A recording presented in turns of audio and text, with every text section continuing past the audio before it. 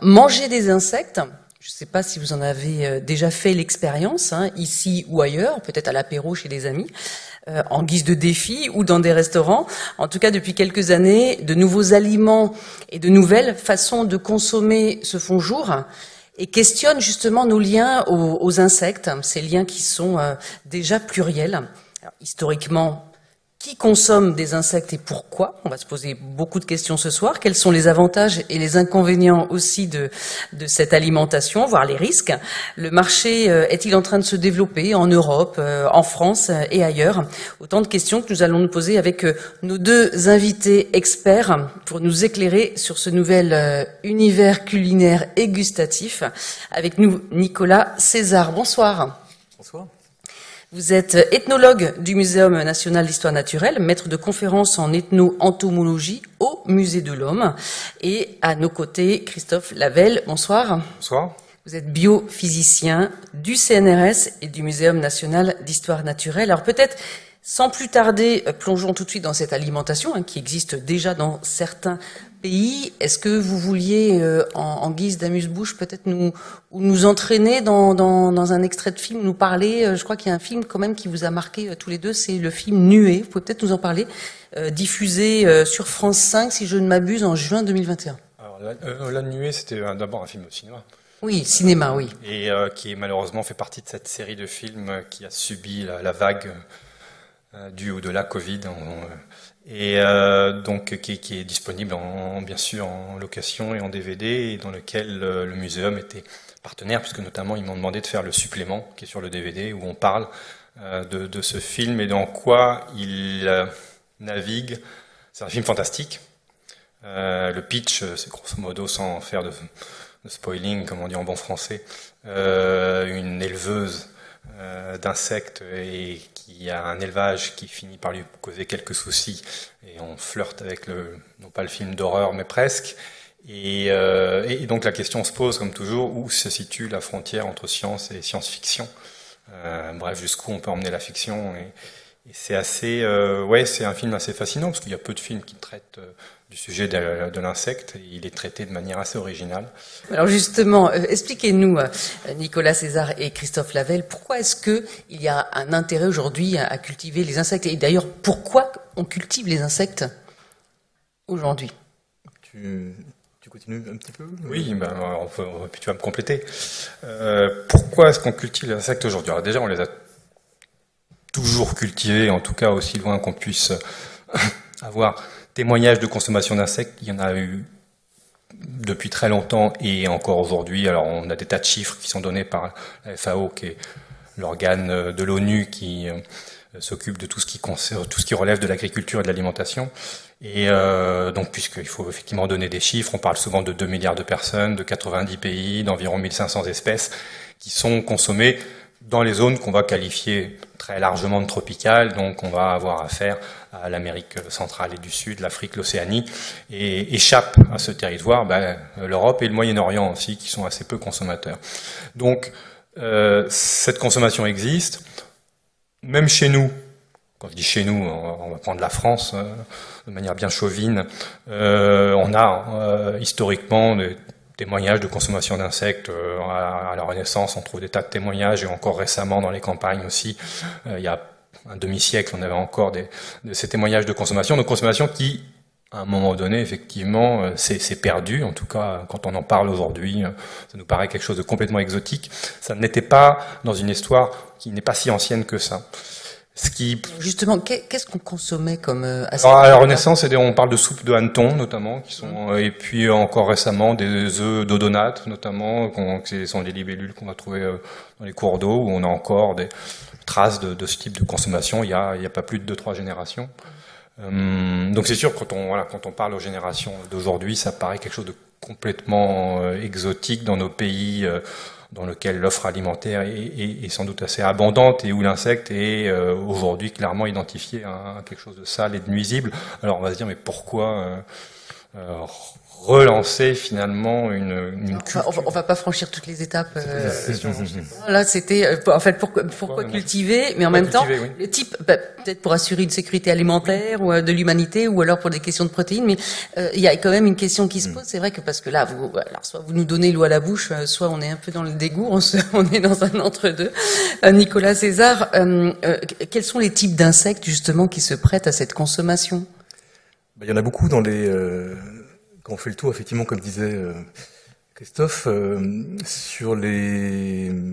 Alors on dit effectivement qu'il y a à peu près 2 milliards, mais c'est très peu précis. Il y en a beaucoup moins. Il y a beaucoup de gens qui consomment les insectes de manière occasionnelle. La plupart le gros contingent, l'ordre le plus consommé, c'est les coléoptères.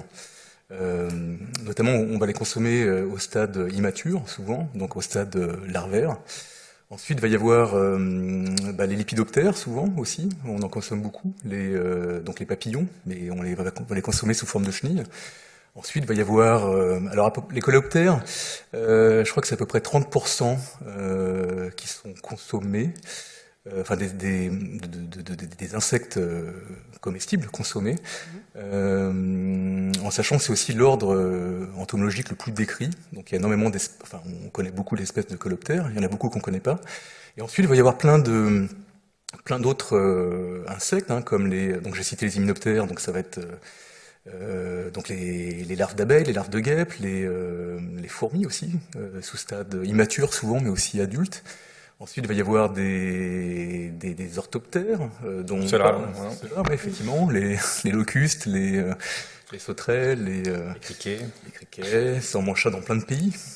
Le plus connu, c'est peut-être les chapulines mexicains, qui sont un mix de sauterelles et de criquets. On en consomme en Indonésie, on en consomme dans plein de pays, les criquets migrateurs notamment. Et dans les 3 livres saints, on en parle également de la consommation d'insectes.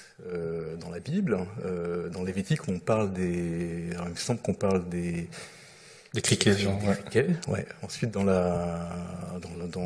Coran, on en parle également. On parle même des abeilles dans le Coran, et dans la Torah, on en parle également. Alors dans la Torah, c'est amusant, c'est qu'il y a un passage où il parle de l'autorisation de manger des insectes qui marchent sur 4 pieds. Ils n'étaient pas hyper entomologistes à cette époque-là, ouais. Mais donc ça laisse une vraie question pour les analystes, dire qu'est-ce qu'on fait avec ça, quoi, un insecte sur 4 pieds, comment est-ce qu'on réagit, mais bon. Et du coup, ça a évolué, ça a été interdit en fait, parce que c'était le criquet cachère, et du coup il y avait un flou, et du coup ils ont préféré on va pas prendre de risque avec ça. Ouais. Interdit. Ouais. Bon. En tout cas, on imagine que cela nécessite quand même une connaissance très fine de ces insectes de la part des populations autochtones. Alors aujourd'hui, celles qui consomment, et puis celles qui ont consommé dans l'histoire, et aussi la connaissance de leur cycle de vie, parce que il faut pas faire n'importe quoi. Voilà, qu'est-ce qu'on a comme connaissance sur ce terrain-là? C'est-à-dire que c'est un produit saisonnier. Enfin, en cueillette, oui. On peut ça comme ça, sauvage, c'est un produit saisonnier. Après, la plupart des pays consommateurs, tu me corriges Nicolas, ont aussi une grosse demande. Il y a des systèmes de production qui relèvent beaucoup quand même de l'élevage entre guillemets artisanal, avec souvent un système de collecte, c'est-à-dire que l'élevage est à échelle assez restreint, mais derrière il y a des gros opérateurs qui font de la collecte auprès des fermes, comme on peut faire en vinification quand on va collecter le raisin, et puis derrière il y a une coopérative, même si ça passe non là, qui elle s'occupe de la transformation, et là il faut un peu de matériel. D'ailleurs on voit dans le film un des problèmes de cette éleveuse qui se met à faire ça, c'est que la farine qu'elle arrive à faire avec sa petite machine un peu pourrie, elle n'a pas la bonne granulométrie, l'éleveur il en veut pas, etc. Donc il y a des vrais défis techniques au-delà de l'élevage, de transformation du produit, parce que une fois qu'on a ces criquets ou ces verres de farine, il faut les transformer pour les commercialiser. Là, ça peut demander quelques moyens qui souvent nécessitent un peu d'industrialisation.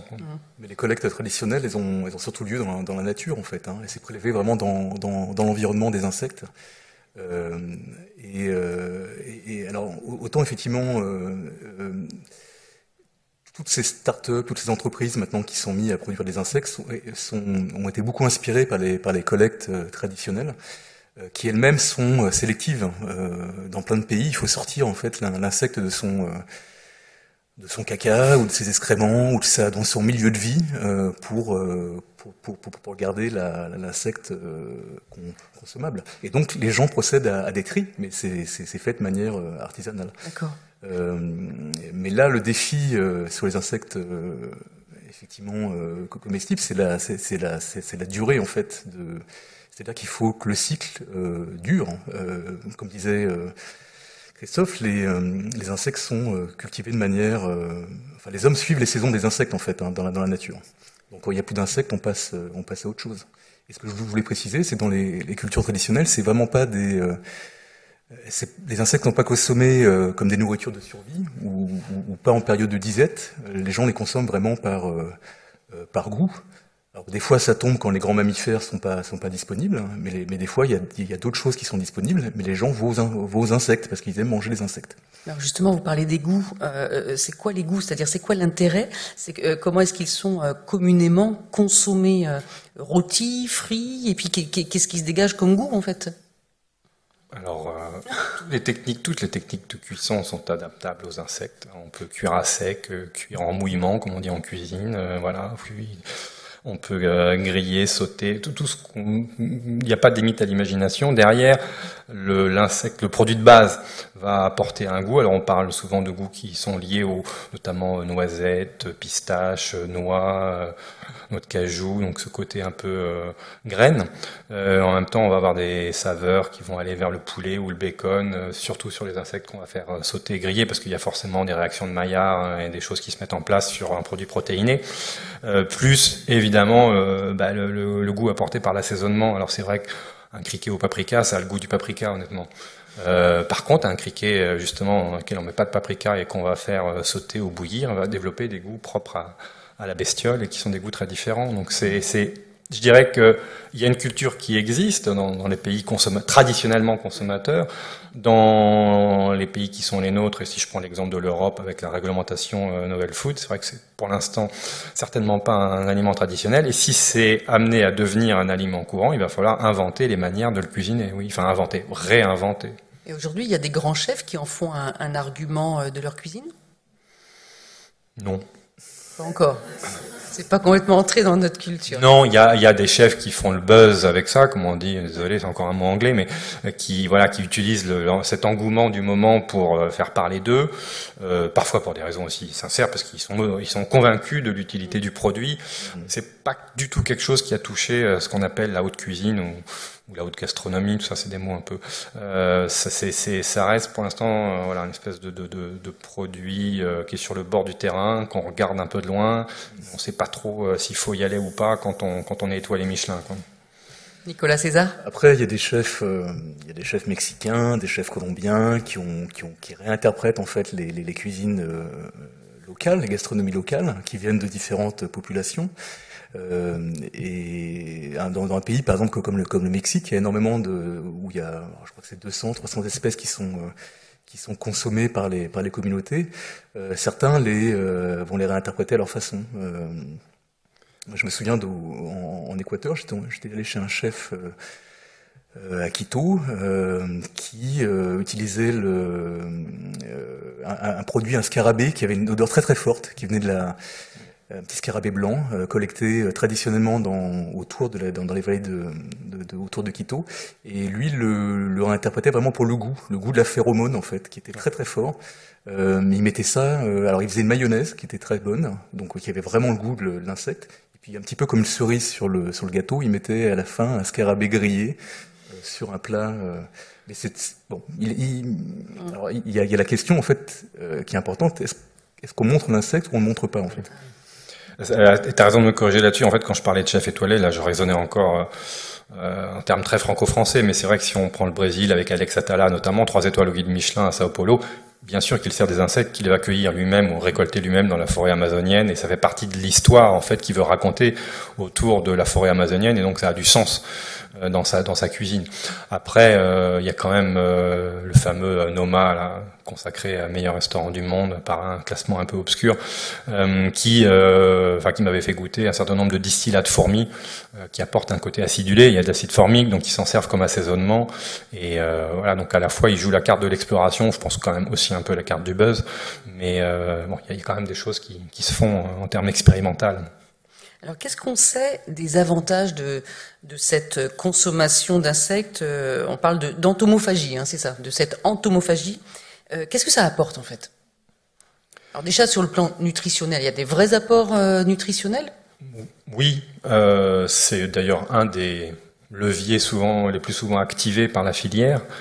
L'apport nutritionnel, parce qu'en fait, on a un animal, hein, parce que l'insecte est un animal qui se situe d'un point de vue nutritionnel entre ce que l'on a l'habitude de considérer comme animal, c'est-à-dire les mammifères qu'on va élever, et le végétal. C'est-à-dire que quand on regarde la palette du fait de la variété des insectes, et puis la variété des insectes et le fait d'avoir l'état larvaire et l'état adulte. Donc, sur l'état larvaire, on va être plus riche en lipides, parfois en glucides, hein, sur les larves d'abeilles et autres, et puis sur l'état adulte, on va se concentrer en protéines. Donc on a tous les macronutriments, les protéines, les glucides, les lipides, auxquels se rajoutent les fameux micronutriments qu'on va chercher, avec à la fois un mix entre des vitamines qu'on va trouver plutôt dans les végétaux et d'autres qu'on va trouver plutôt dans les animaux, comme les vitamines B, B3, B6, B9, B12, etc. Puis un peu de vitamine D, de la E, du zinc, du fer, du calcium. Donc tout ça en allant une fois de plus, parce que c'est le secret d'une alimentation saine, c'est en fait une alimentation variée. Donc on se rend compte qu'en puisant dans la variété des insectes, on a quasiment tous les nutriments dont on a besoin et qu'on va sinon retrouver à la fois dans la viande et dans les végétaux. C'est plutôt pas mal.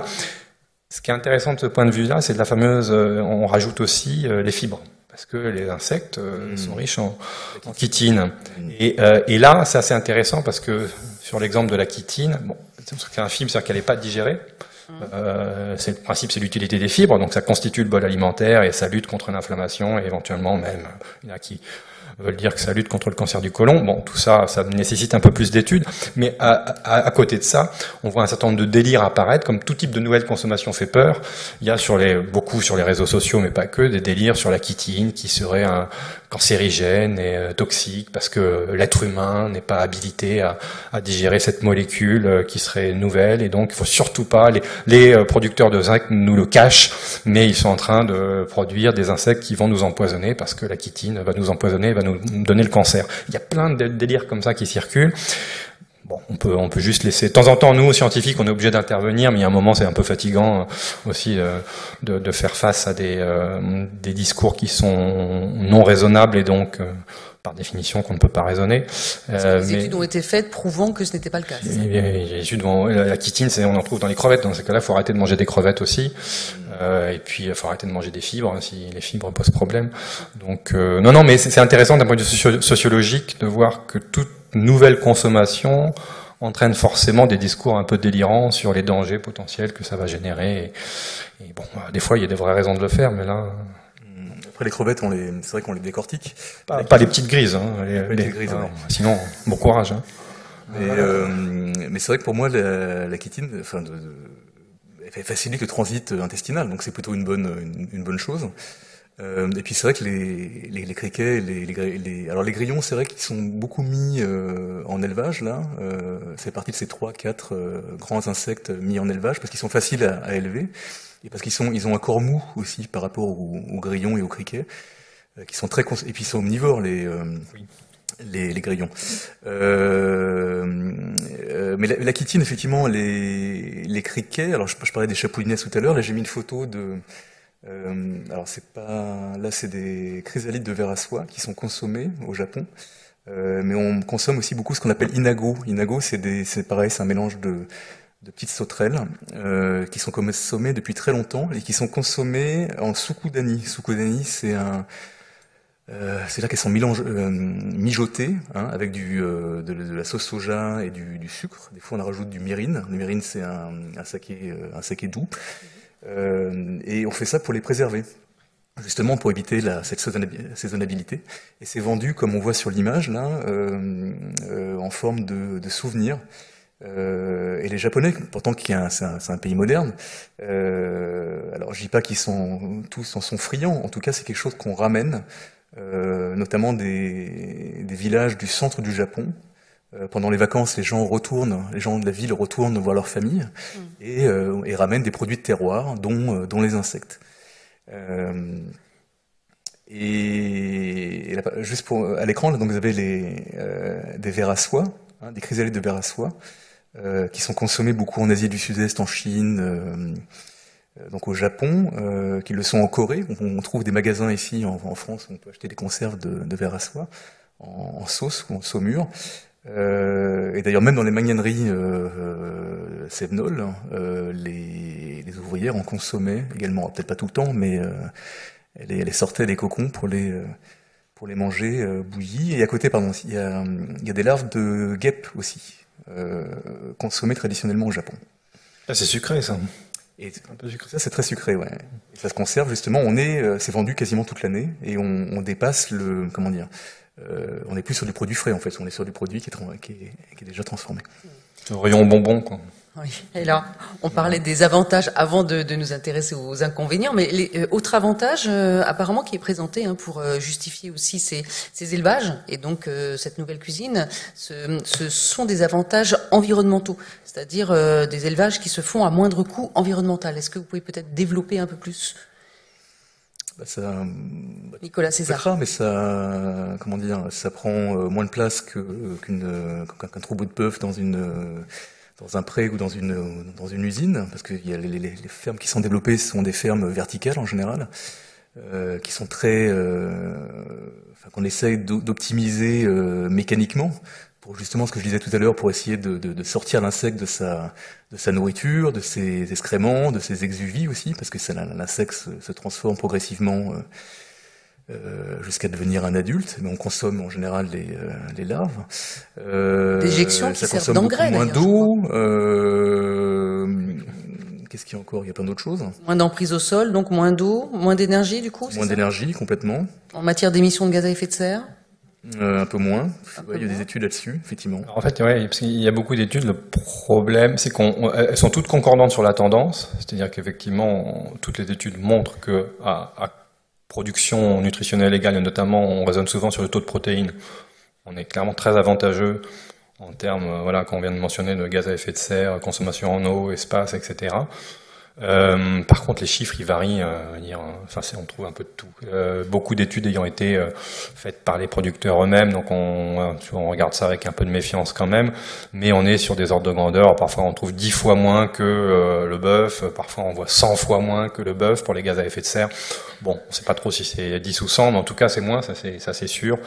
Et l'avantage quand même aussi étant de la capacité qu'ont les insectes à reconvertir des déchets en fait alimentaires. Donc on est sur un système de bioconversion qui fait nourrit de déchets, c'est ça. En fait, beaucoup de matière agricole non utilisée peut être utilisée pour nourrir ces insectes. Donc on est sur une logique de recyclage qui est quand même plus intéressante que de faire pousser du maïs ou du soja exprès pour nourrir des poulets ou des bœufs.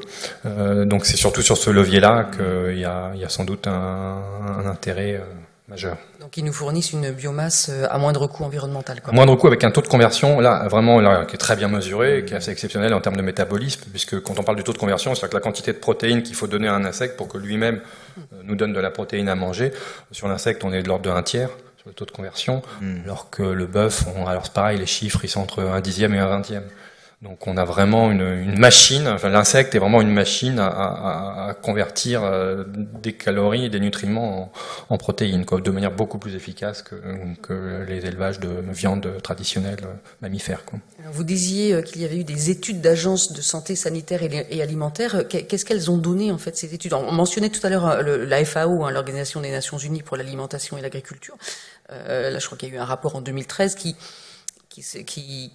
prônait, qui encourageait ces élevages. Et par contre, janvier 2021, donc l'EFSA, l'Autorité européenne de sécurité des aliments, a rendu public une première évaluation.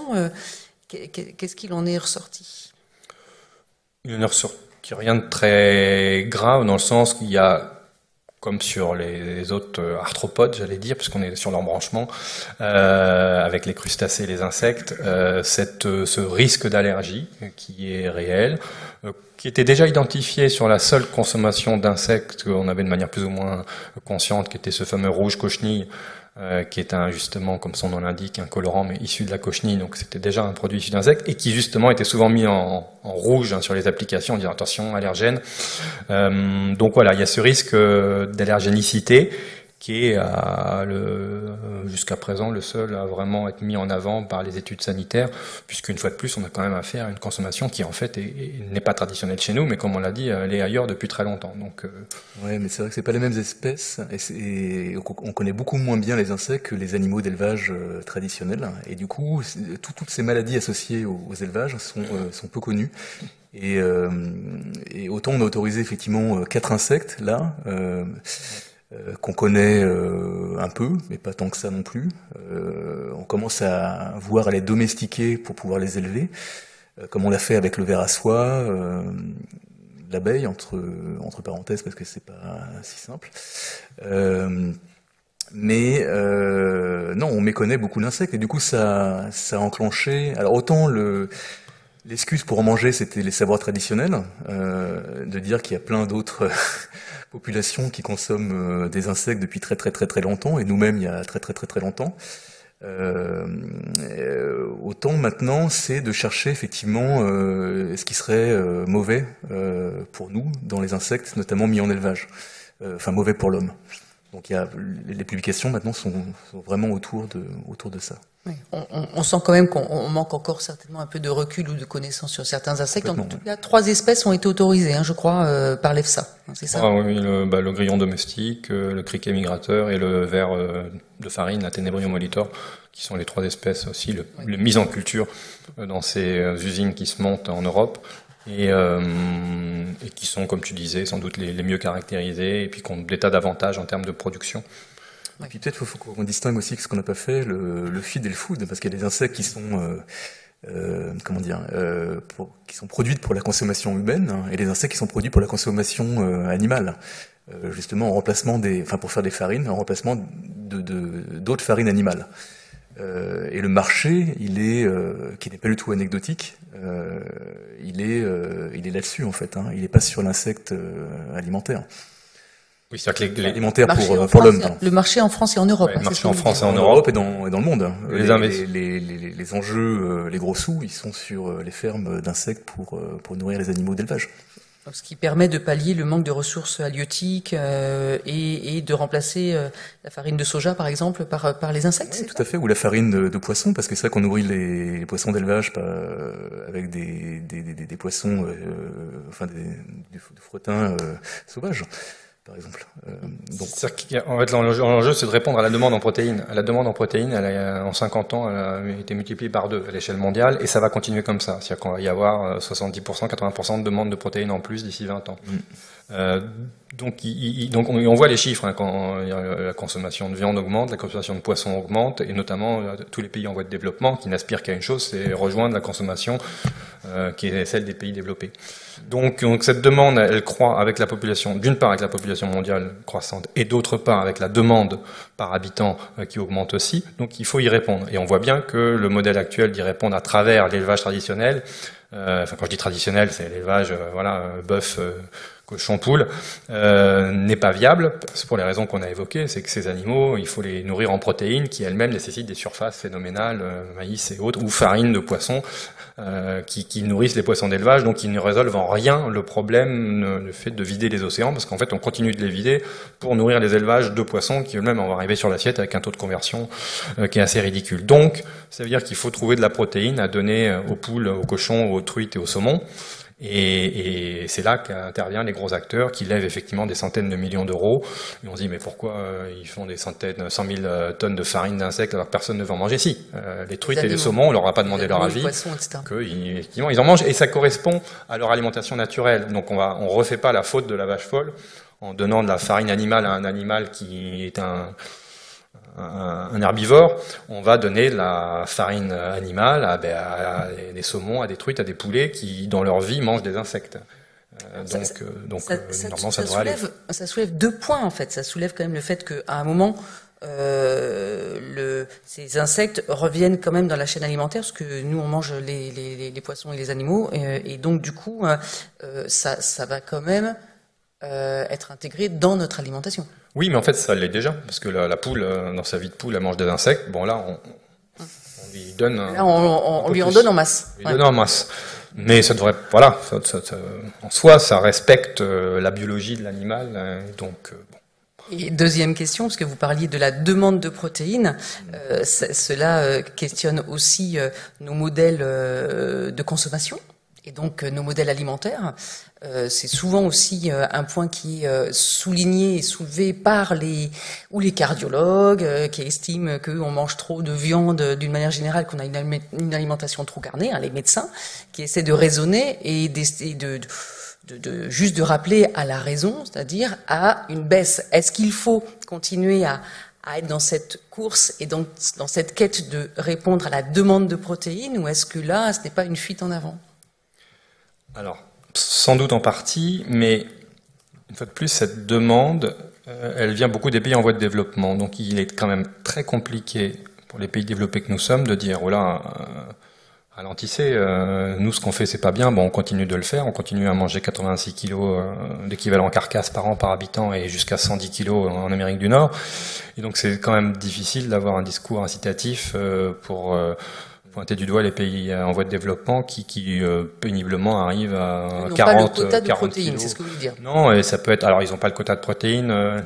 En fait, si, objectivement, sur des consommations, on pourrait facilement diviser par 3, 4, 5 notre apport de nourriture animale sans avoir de déséquilibre alimentaire, dans un contexte où on a accès à une alimentation variée. Oui. Après, il y a beaucoup de peuplades dans lesquelles, finalement, l'animal est la principale source de nutrition. Donc on va pas dire si on est sur les plateaux du Kazakhstan et si on enlève l'élevage, on n'a plus de lait. Si on n'a plus de lait, on meurt de faim, c'est tout. Donc la question se pose pas de la même manière pour tout le monde. Et comme vous disiez que du coup, c'est vrai que là, ces farines d'insectes viennent nourrir les élevages en Europe ou dans les pays occidentaux qui sont déjà pointés du doigt par rapport à leur surconsommation et surproduction de viande. Mais pas que en Europe, hein. C'est-à-dire que ces élevages aussi vont permettre de nourrir ces élevages d'insectes permettent aussi de nourrir le bétail en Afrique, en Océanie. Donc vraiment, en fait, ils se rajoutent de manière de plus en plus conséquente à la chaîne de production. Après, voilà, il y a vraiment il y a un enjeu politique qui est notre consommation, et puis un enjeu technique qui est de répondre ou pas à cette consommation à travers des logiques agronomiques qui en fait répondent à une demande. Alors après, à quel moment on doit se situer entre ne pas répondre ou répondre à la demande, c'est toujours c'est des enjeux qui dépassent l'agronomie.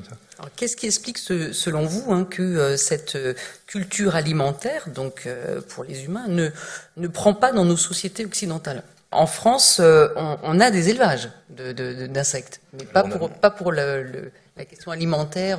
Pas pour le food, mais pour le feed, oui. Comme on dit. Alors ceux-là, non, ceux-là on les a pas. Enfin, les larves de charançon, c'est vraiment sur la ceinture tropicale. On en consomme beaucoup dans les raffias de palmiers, donc ça vit dans la pourriture des palmiers. On peut en trouver d'ailleurs peut-être un petit peu, mais c'est peut-être pas la même espèce dans le sud de la France. Est-ce que c'est une espèce invasive et nuisible? Bref, mais là ils avaient pas l'air très très frais quand même. Et normalement c'est quand même la chair est un peu plus ferme. Hein. C'est un produit d'importation là. Ouais, je pense que c'était décongelé en fait. Pas du consommation. Et normalement, moi j'en ai mangé des crus et c'est très caoutchouteux. Ouais. Et par contre, ça se mange en général pas cru, mais plutôt grillé, un peu en brochette. Il paraît que ça, c'est un goût de noisette quand c'est cuit. Voilà, on était plus sur le champignon, là. Plus sur le champignon. Ouais, c'était un peu... Mais d'où l'intérêt de développer un circuit court, hein. Chacun trouve ce qu'il connaît, effectivement, dans le goût de l'insecte, hein. Mais dans celui-là, donc je pense qu'il faudrait développer les circuits courts et surtout, derrière les techniques qui permettent de rendre ça vraiment gourmand, quoi. C'est pas très commun, hein, de manger des verres alors, autant les verres de farine, c'est devenu très commun. Les grillons qu'on voyait aussi à l'image. Ouais. Autant, effectivement, les larves, là, c'est pas très commun. Enfin, ici, mais c'est un vrai délice pour beaucoup de gens. Alors avant de donner la parole à la salle, peut-être puisqu'on était sur les inconvénients aussi, on a parlé des allergies possibles. Sur le plan écosystémique ou environnemental, est-ce qu'il peut y avoir des inconvénients quand même à multiplier ces élevages? Comme Nicolas l'a mentionné, s'il y a des nuisibles, ça peut être pas mal de les consommer, parce que ça fait moins de nuisibles. Deuxième chose, on a quand même beaucoup moins de risques de zoonose, parce qu'on est quand même plus différent d'un grillon que d'un cochon. Donc la proximité de l'homme avec l'animal, dont on parle de plus en plus avec ces pandémies, et même la Covid fait partie des pandémies qui ont été suspectées avoir une origine animale et donc de proximité animale entre animaux justement. Et là, on est quand même phylogénétiquement suffisamment éloigné des insectes pour qu'il y ait assez peu de risques en tout cas, de contamination type zoonose. Après, c'est un avantage à mettre dans la balance globale, qui fait la balance globale avec en fait avec le principal frein qui est le frein culturel qu'on a vu, qui quoi qu'on en fasse, Claude Lévi-Strauss disait ce qui est bon à manger doit être bon à penser. On est quand même avant tout sur une action très personnelle et culturelle, l'alimentation. Donc si on n'a pas envie de croquer un criquet, c'est pas parce qu'on nous dit c'est bon pour l'environnement, c'est bon pour la santé qu'on va se mettre à le faire, en tout cas en l'espace d'une génération. Après, les comportements alimentaires peuvent évoluer, mais ils évoluent très lentement. Donc je ne crois pas à l'incitation sur ce type de consommation, d'où la stratégie actuelle qui est plutôt de cacher l'insecte, de faire de la farine protéinée qu'on va mettre dans la farine de blé pour faire du pain enrichi en protéines, mais chut. Auquel cas on voit que ça passe très bien. Une pizza avec des tas d'insectes dedans, c'est délicieux. Et il faut le tout, c'est qu'on le sache pas. C'est l'après qui est moins sympathique, en tout cas. Ouais. Oui. C'est vrai qu'il y a pas mal de. Nicolas César. On développe beaucoup de bars énergétiques avec des farines d'insectes pour la consommation humaine. Mais après, on a quand même alors en France, nous, avec des collègues, je travaille sur une tradition ancienne de consommation d'insectes qui est à La Réunion. J'ai une petite photo d'ailleurs, je sais plus où elle est. La voici. À La Réunion, c'est la chasse-guêpe, c'est une chasse aux larves, aux nids et aux larves de guêpes qui sont à l'intérieur. Et c'est une vraie tradition culinaire locale. Et ce qui est intéressant, c'est que c'est pas qu'une gastronomie locale, c'est aussi tout un savoir-faire pour repérer les nids, pour savoir à quel moment les prélever. Et d'ailleurs, on a déposé là une fiche de patrimoine culturel immatériel à l'inventaire national, à la fois la chasse, mais aussi la cuisine associée à cet insecte. Et c'est un exemple quand même assez fort sur un territoire métropolitain. Alors, vous avez sûrement des questions à poser. Voilà, le micro circule parmi vous. N'hésitez pas. Oui, monsieur. Oui, alors déjà merci beaucoup pour cette présentation. Est-ce que avec l'arrivée de l'industrialisation, on a entendu parler des insectes donc en masse sur les prochaines décennies, va s'accompagner d'un débat sur le bien-être animal peut-être de ces industries? Effectivement, c'est quelque chose qu'on n'a pas abordé parce que dans le débat actuel sur l'alimentation et notamment sur tout ce qui relève de l'élevage, effectivement, la question éthique revient très souvent, avec beaucoup d'études sur les comportements animaux, avec un petit peu d'anthropomorphisme aussi qui se fait de temps en temps. Le fait est qu'on est dans des balbutiements sur tout ce qui est effectivement capable de mesurer les ressentis, avec une classification qui se fait où on part avec des lois qui vont être mises en œuvre pour de quelle manière on va tuer un homard, de quelle manière on va tuer un bœuf, etc.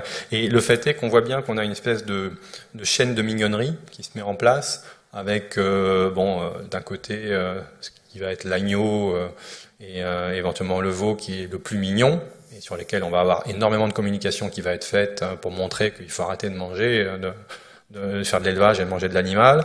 Et puis quand on descend la chaîne, on sent bien qu'il y a moins de sensibilité sur la poule, donc la consommation de poulet explose effectivement. Et puis quand on descend encore, on dit que le poisson il fait assez peu pitié, alors qu'on se rend compte qu'il y a quand même des comportements qui sont assez évolués. C'est un animal tout à fait sensitif, mais on a plus de mal à s'identifier au poisson, à tel point que les gens des ONG comme le WWF et autres, quand ils veulent faire une campagne, par exemple, il y avait une très belle campagne sur le marché de poissons de Tokyo, dans lesquels c'était des thons, la vraie image, hein, c'est des thons qui étaient massacrés pour la consommation effectivement de sushi notamment et partout dans le monde. Ils avaient remplacé chaque thon, photoshopé pour mettre un panda à la place et en montrant, ben voilà, si c'était ce spectacle de panda massacré, est-ce que vous réagiriez de la même manière? Bien sûr que non. Je veux dire, quand on voit des thons sanguinolents, on dit, bon, le sang c'est pas terrible, mais si on voit un panda égorgé, là, c'est pas normal. Alors qu'ils souffrent aujourd'hui, scientifiquement, on sait que... Alors que les thons, on sait qu'ils apprécient pas spécialement de se faire éventrer non plus. Donc on voit bien qu'il y a effectivement toute une, comme ça, une communication qui se met en place. Et sur l'insecte, bah, c'est vrai que c'est très difficile d'être sensitif, quoi. Parce que les insectes, nous-mêmes, nous-mêmes, attention, on est au muséum, mais c'est vrai qu'on a quand même tendance à les écraser quand on en voit un, même si on devrait pas, justement. Et on a souvent l'exemple des araignées, qui n'est pas un insecte, mais qu'on prend aussi souvent en exemple, parce qu'il est consommé aussi, bien sûr. Se dire, voilà, nous, le réflexe, c'est quand même d'écraser ces bestioles, donc on a du mal à être sensitif par rapport à une bestiole qu'on va écraser, parce on n'a pas envie qu'elle soit chez nous. Donc je pense que le levier comment dirais-je, du bien-être va être difficile à actionner sur cette filière, quand même.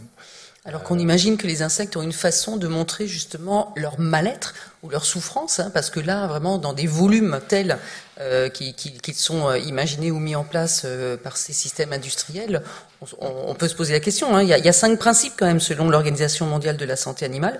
C'est des principes à respecter. Donc il faut pas donc il faut l'absence de faim, l'absence de soif, l'absence de malnutrition, de peur, de détresse, l'absence de stress physique et thermique, l'absence de douleur, de lésions, de maladies et possibilité pour l'animal d'exprimer les comportements normaux de son espèce. On imagine que quand c'est massifié, c'est plus difficile quand même. Ça laisse peu de place à la mort de l'insecte. Mais non, parce que je me souviens, moi, quand ils avaient publié le rapport de la FAO, ils avaient publié un rapport en parallèle, justement sur le traitement des insectes. Et la conclusion, c'était que l'insecte ne ressentait rien, mais dans le doute, il fallait quand même le tuer assez rapidement. Et en général, ils conseillent la congélation ou Comme c'est la congélation en fait. Le homard, souvent on conseille la congélation. Après, il y a des études qui montrent que l'insecte est sensible à sa façon. Sauf qu'il est un petit peu difficile de savoir ce qu'il en pense. Pendant longtemps, on a considéré que là, c'était pas pour les consommer par chance, mais que les enfants n'étaient pas sensibles ou à la naissance à la douleur. Et aujourd'hui, on tient compte de la souffrance des bébés, notamment. Et alors, on parlait des poissons tout à l'heure. Pendant longtemps, on a considéré qu'ils n'éprouvaient rien, et aujourd'hui, on sait qu'ils éprouvent. Donc, potentiellement, en fait, on se rend compte que sur ce terrain-là, il y a beaucoup de chemins encore à parcourir et que il y a des doutes, il y a vraiment une recherche en cours qu'il faudra suivre et certainement du travail pour vous. Hein.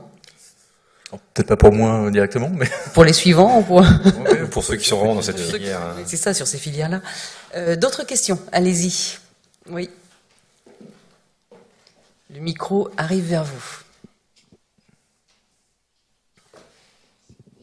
Bonsoir. Moi, ma question est d'ordre plutôt culturel. Qu'est-ce qui va faire qu'on va s'habituer à... il semble qu'il y a beaucoup d'avantages à manger des insectes ou à nourrir les animaux pour se nourrir. Parce qu'on s'est habitué à manger des coquillages ou des gastéropodes. Qu'est-ce qui va faire qu'on va s'habituer aux insectes? L'exemple qui revient souvent, c'est les sushis. Pourquoi on s'est mis à manger des sushis? Il n'y a pas vraiment d'explication à ça, peut-être parce qu'il y a la culture japonaise derrière. Après, il y a des restaurants où on consomme enfin, il y en a un à Londres notamment où il n'y a que des plats d'insectes, il n'y a pas que les insectes avec. Oui, mais pour l'instant, c'est juste pour exciter un peu les bobos, mais qu'est-ce qui... c'est un peu anecdotique. Non, moi je pense que mon appétence pour la consommation d'insectes, elle vient des autres cultures. Après, j'en ai pas particulièrement ou peut-être par goût, mais de manière régulière. Non, il y a des a priori effectivement culturels, mais qui ont qui ont des explications. L'insecte, enfin, depuis qu'on est passé à l'agriculture intensive, l'insecte est considéré comme un nuisible, comme une nuisance, hein, mais c'est lié aussi à la religion. Enfin, c'est lié à beaucoup de choses. Donc, effectivement, ça va pas. Si la question c'est comment faire pour Pour se mettre à manger des insectes, c'est ça? Bon, ma question c'est plutôt quel est votre avis sur est-ce que ça va réellement rentrer dans nos alimentations ou est-ce que pour l'instant c'est vraiment juste un balbutiement, une nouvelle tendance comme les sushis maintenant c'est partout. Mais il y a plein de choses qui ont l'air dégueulasses qu'on mange avec appétit en France. Les escargots, les huîtres, bon. Mais il y a un réel intérêt en termes vous parlez du bien-être animal et de l'élevage en masse, on est quand même très loin de l'idéal. Insectes transformés, je pense. Alors, ça peut passer par l'insecte transformé. Moi, je suis pas du tout certain et convaincu qu'on vienne à une consommation de masse, consommation humaine. Je fais partie de ceux qui pensent que ça n'arrivera pas. Parce qu'on a un modèle qui est intéressant, comme on l'a mentionné, en termes d'intermédiaires dans la chaîne alimentaire, de nos modes de production qui sont ceux auxquels on est habitué. Et c'est pas en 2-3 générations qu'on va se mettre à avoir un engouement et manger des plats de criquets et des plats de grillons sans avoir de boule de cristal. Voilà, si on voulait, c'est un exercice difficile de se projeter 100 ans, ce qu'avait fait Marcelin Berthelot dans un grand discours fin 19e pour se projeter en l'an 2000. Donc là, on pourrait se projeter en 2100 et dire est-ce qu'on mangera des insectes à ce moment-là en Europe. Je suis loin d'être convaincu. Par contre, que les insectes soient, et ce qui est déjà le cas, mis en œuvre dans une chaîne de production alimentaire pour nous donner in fine dans les assiettes quelque chose qui nous parle et sur lesquels on a une accroche culturelle, ça j'y crois beaucoup plus. D'autant qu'on n'en a pas besoin parce que justement on est dans des pays développés dans lesquels l'offre alimentaire est abondante. Or, aller chercher une nouvelle source de protéines, il faudrait beaucoup mieux aller chercher dans les légumineuses qui en même temps aussi apportent beaucoup de choses nutritionnellement intéressantes et puis en même temps amendent les sols et dans les systèmes de culture permettent d'enrichir les sols en azote. Ceci étant, les insectes aussi par leur déjection enrichissent les sols en azote, donc c'est pour ça que je dis qu'à travers l'agriculture c'est intéressant. Mais comme je disais tout à l'heure, je sais pas parce que c'est intéressant nutritionnellement et environnementalement que tout à coup on va changer nos habitudes alimentaires. Je n'y crois pas, ça. Ouais. J'y crois pas non plus, mais je me dis, est-ce que ça pourrait être un élément de réponse aux urgences écologiques et alimentaires qu'on a dans le monde? Parce que là, on reste dans le biais du monde occidental où on mange ce qu'on veut parce qu'on peut. Est-ce que c'est pas un des éléments de réponse? Est-ce qu'il faudrait pas plutôt tendre vers des productions nouvelles de ce type-là? Là où il n'y a pas de blocage culturel, oui, je pense que c'est... Et puis dans plein de pays qui ont l'habitude de consommer des insectes de manière saisonnière et accroître la disponibilité des insectes à travers l'élevage, ça peut marcher, mais ça remplacera pas d'autres produits. Mais dans le contexte occidental, oui, effectivement, ça va être un petit peu difficile parce qu'il y a ces appréhensions culturelles très fortes. Mais il y a des contre-exemples aussi, mais qui sont assez localisés, comme l'exemple de la Réunion que je vous donnais tout à l'heure. Mais non, il va y avoir un gros travail. Après, il y en a qui en consomment déjà, mais pour des raisons de changement de régime alimentaire, justement plus durable, plus raisonné. Donc on est encore loin du progrès total, idéal, mondial. Après, tout dépend où on place le progrès. Parce que pour l'instant, j'ai l'impression qu'on reste beaucoup dans le discours occidental, puisque c'est celui qui a le pouvoir aussi. Mais en termes de toutes les populations qui n'ont pas accès à une diversité alimentaire, de protéines, qu'elles soient animales ou végétales. Ce qui est sûr, quand on prend les chiffres de la FAO, c'est qu'à l'heure actuelle, la consommation d'insectes participe déjà grandement à la sécurité alimentaire mondiale, justement du fait des consommations traditionnelles. Et là, et comme le disait Nicolas, ça doit être encouragé parce que ça va aider la croissance à assurer, en tout cas à suivre cette croissance démographique dans les pays dans lesquels il y a cette consommation qui ne pose pas de problème de barrière culturelle. Et qui répond à un besoin de protéines. Qui répond à un besoin de protéines et qui est vraiment important pour ça. La question c'est plutôt de se dire, effectivement, est-ce qu'il faut aller vers ce modèle-là en Occident pour diminuer notre consommation de vaches et de poissons? J'aurais tendance à dire, on devrait de toute façon la diminuer et on n'a pas besoin, comme on le mentionnait tout à l'heure, de remplacer ça par des insectes. Et que si en plus, par-dessus ça, on arrive à élever la même quantité de poissons et de poulets avec les filières insectes qui en même temps, comme on le disait, va aussi amender les sols, on a un système intéressant qui d'aucune manière ne ne nécessite de manger la bête en elle-même, quoi. Et je pense que c'est plutôt ça l'avenir de nos systèmes, donc avec une production à consommation humaine dans les pays qui ont cette tradition et une production à consommation à travers l'animal dans les pays qui n'ont pas cette pour limiter culture-là, aussi pour limiter l'impact environnemental de nos élevages. Donc on va conserver cette division alimentaire et culturelle. Sans doute, ouais. Elle évolue un petit peu quand même. Assez lentement. Ouais. Une personne qui voudra poser une autre question. Merci.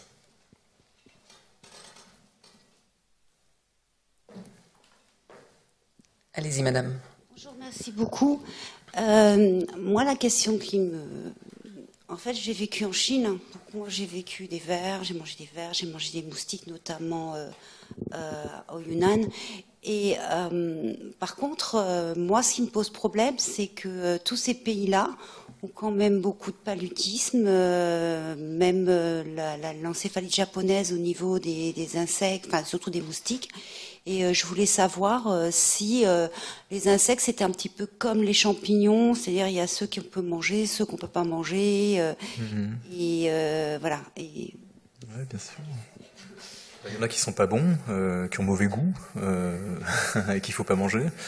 Il y en a d'autres, étonnamment, on peut les manger. Moi, je suis toujours épaté que des gens mangent des punaises en Afrique, au Mexique encore. Mais on les mange pour leur goût. Après, là, justement, la cuisine permet de détoxifier, de neutraliser certaines molécules et de les rendre comestibles. Après, pour prendre un chiffre quand même, tout à l'heure je mentionnais 1500 insectes consommés. Ouais, c'est 2000 maintenant. Ouais, ou 2000, c'est-à-dire qu'on en a au moins, c'est 2 millions d'espèces, plus que ça, un insecte 2 millions, 10 millions. 10, ouais, plus. Ouais, quelque chose comme 10 millions d'espèces, donc majoritairement quand même on en mange un infime pourcentage, justement ceux qui ont été traditionnellement, culturellement identifiés comme étant propres à la consommation, soit en termes de goût, ou soit en termes d'absence de toxiques. Il y a quand même beaucoup d'insectes qui peuvent se révéler toxiques, comme les champignons, comme vous disiez. Donc bien sûr tout cela relève non pas d'une consommation hasardeuse, mais une consommation savamment triée et sélectionnée par l'évolution et par l'empirisme des populations qui, depuis ces centaines de milliers d'années, ont cette consommation-là. Donc on ne mange pas tous les insectes, loin de là.